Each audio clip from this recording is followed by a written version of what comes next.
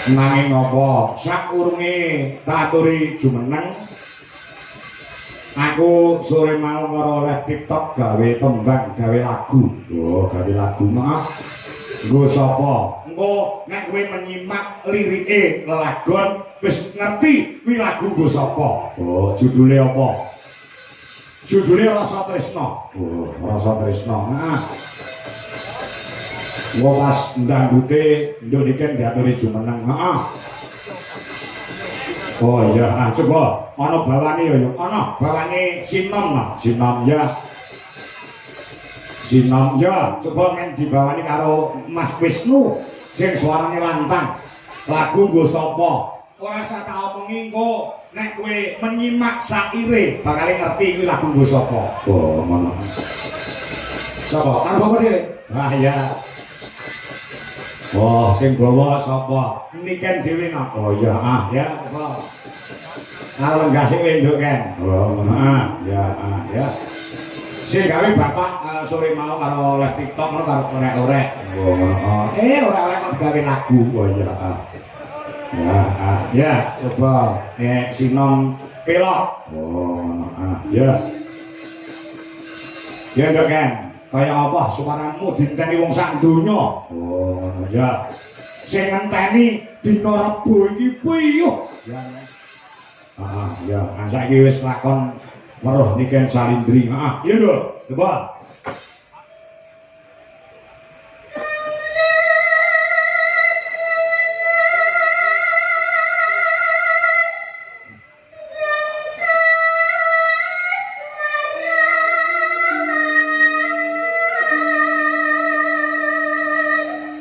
Suarane kaya bledek lho.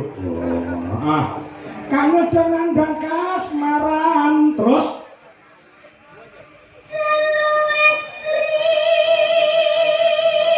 barang beda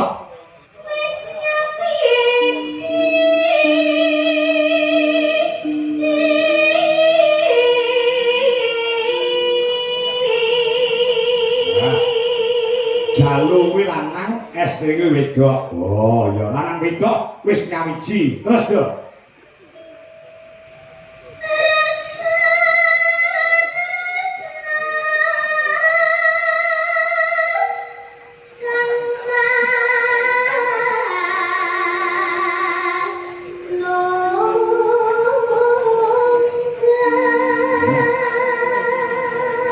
Rasa tresna kang manunggal.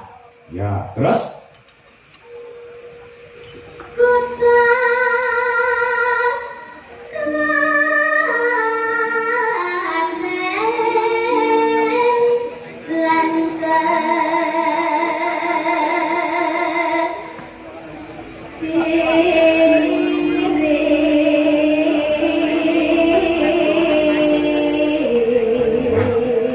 bocah nang wedok mau asale saka Klaten lan Kediri. Ya, terus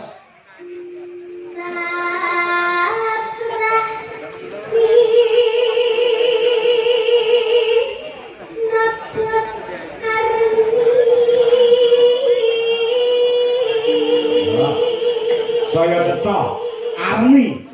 Terus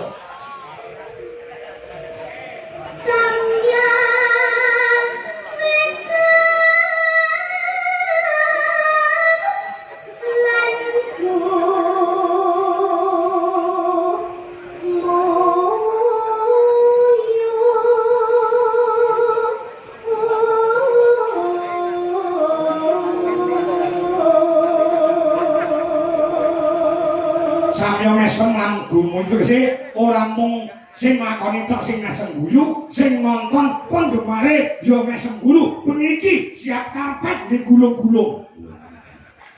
Terus tanetap Bandung ing rasa rasane wis ora kena bintung. Ya.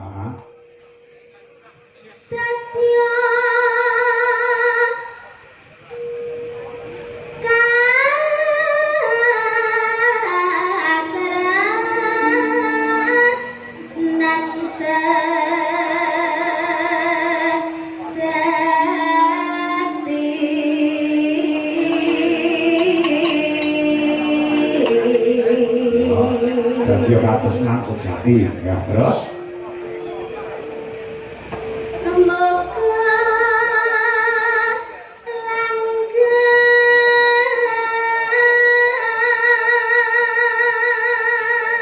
pas gong tibane ompak ndangdute ya muga langgeng terus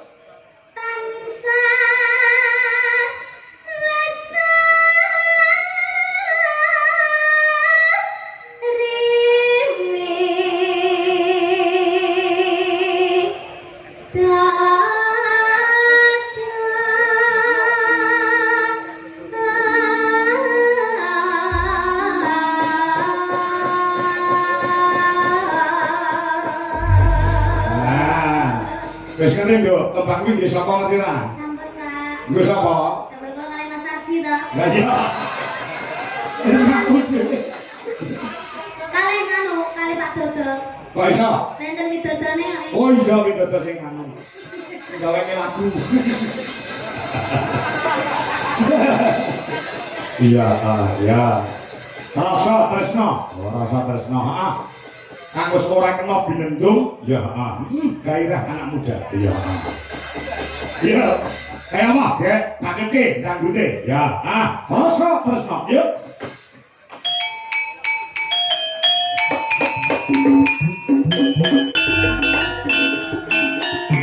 Ayo, semuanya.